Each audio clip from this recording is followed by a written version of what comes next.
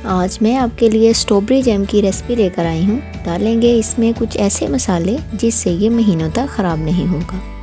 और दूसरी बात, मैं वो तरीका बताऊँगी जो सबसे आसान है। स्ट्रॉबेरी का सीज़न आउट हो रहा है तो मैंने काफ़ी सारी स्ट्रॉबेरीज़ को फ्रीज़ कर लिया था।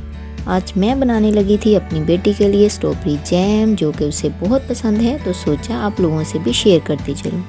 ये उन बच्चों के लिए है जो स्ट्रॉबेरी नहीं खाते। आप साफ़ सुथरे तरीके से घर में इसका जैम बनाकर ब्रेड पर लगाकर खिलाएं, वो बहुत शौक़ से खाएंगे। तो चलिए बिना टाइम को ज़ाया किए इसे बनाना स्टार्ट करते हैं। सबसे पहले लो फ्लेम पर एक पैन को रख देते हैं। अब ये मेरे पास है 1 पाव स्ट्रॉबेरी, जिसे मैंने नमक और सिरके के पानी में डालकर धो लिया था, जिससे इसके ऊपर जितनी भी डस्ट वगैरह थी सारी उतर गई थी। फिर मैंने इसके ऊपर वाले पत्तों को उतारकर इसे फ्रीज़ कर लिया था। इसे गर्म पैन में डालकर थोड़ा सा मेल्ट करेंगे। फ्रीज स्ट्रॉबेरी का जैम बहुत अच्छा बनता है क्योंकि इसमें हम पानी का इस्तेमाल बिल्कुल नहीं करेंगे। स्ट्रॉबेरी जो पानी छोड़ेगी उसी में ही हम इसे पकाएंगे, जिससे इसका टेस्ट और फ्लेवर बहुत अच्छा आएगा। अब मैं इसमें हाफ कप के जितनी चीनी डालकर इसे मेल्ट करूँगी। फ्लेम को आपने लो ही रखना है। चमचे को आपने मुसलसल हिलाते रहना है जब तक चीनी अच्छे से मेल्ट नहीं हो जाती। चीनी हमारी तकरीबन मेल्ट हो गई है। अब इससे कवर करके 10 से 12 मिनट के लिए लो फ्लेम पर छोड़ देते हैं। इससे एक तो स्ट्रॉबेरी सॉफ्ट हो जाएगी और दूसरा चीनी का शीरा भी अच्छा सा तैयार हो जाएगा।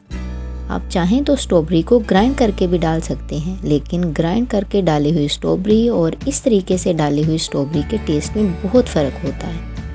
आप कोशिश कीजिएगा इसी तरीके को फॉलो करें, इस तरह जैम का टेस्ट बहुत अच्छा बनेगा। 10 मिनट पकने के बाद देखें स्ट्रॉबेरी ने कितना अच्छा कलर छोड़ दिया है और मलाई की तरह सॉफ्ट भी हो गई है।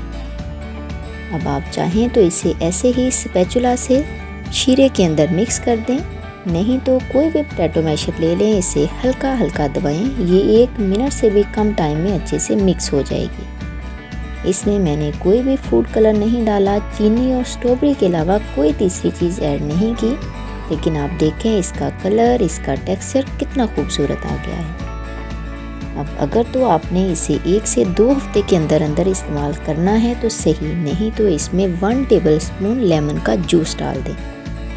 लेमन का जूस अगर नहीं है तो आप 1 टेबलस्पून सिरके का इस्तेमाल भी कर सकते हैं। इससे क्या होगा कि ये 6 महीनों तक ख़राब नहीं होगा।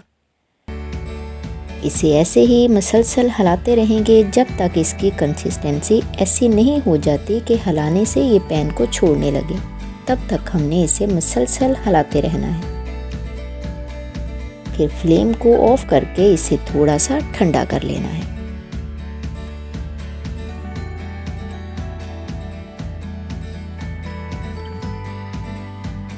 अब आपने एक शीशे का जार ले लेना है, उसे गर्म पानी से धो लेंगे अच्छे से। इसमें नमी बिल्कुल नहीं होनी चाहिए, ना आपके हाथों में नमी होनी चाहिए, ना आपके चम्मच में, इवन कि किसी भी चीज़ में नमी नहीं होनी चाहिए। फिर इसमें ये जैम ट्रांसफ़र कर देंगे। इसे आप इजीली 6 महीनों तक इस्तेमाल कर सकते हैं, इसको कुछ नहीं होगा। बच्चों को आप ब्रेड पर लगाकर खिलाएं, पराठे पर लगाकर खिलाएं, स्कूल के लंच बॉक्स में डालकर दें, बच्चे इसे बहुत शौक़ से खाएंगे। उम्मीद है आज की रेसिपी पसंद आई होगी। हमेशा की तरह वीडियो पसंद आए तो लाइक कीजिएगा, शेयर कीजिएगा, एक प्यारा सा कमेंट, और अगर चैनल पर नए हैं तो सब्सक्राइब ज़रूर कीजिएगा।